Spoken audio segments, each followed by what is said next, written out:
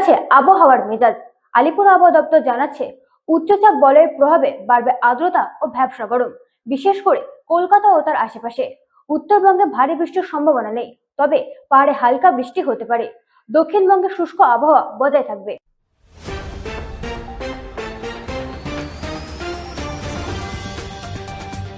বর্তমানে রাজ্যের আবহাওয়ার মেজাজ বেশ পরিবর্তনশীল, যা সাধারণ জনজীবনকে কিছুটা হলেও ভাবিয়ে তুলছে।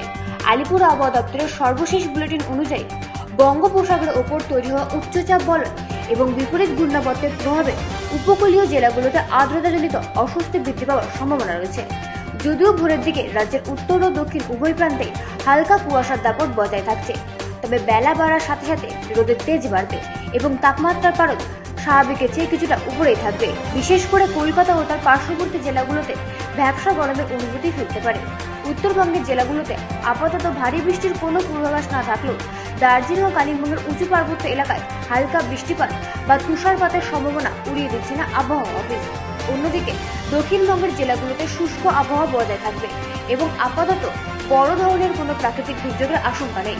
তবে বসন্তের এই সন্ধিক্ষণে তাপমাত্রার এই ঘন ঘন ওঠানামা ছোট শিশু ও বয়স্কদের স্বাস্থ্যের জন্য ঝুঁকিপূর্ণ হতে পারে বলে চিকিৎসকরা সতর্ক করছেন। সামগ্রিকভাবে আগামী কয়েকদিন রাজ্যে শীতের বিদায় ঘণ্টা পুরোপুরি বেঁচে যাবে এবং গরমের প্রকোপ ক্রমে বৃদ্ধি পাবে বলে ইঙ্গিত পাওয়া যাচ্ছে। তাই রোদে বেরোলে পর্যাপ্ত জলপান করা এবং প্রয়োজনীয় সতর্কতা অবলম্বন করার পরামর্শ দেওয়া হচ্ছে।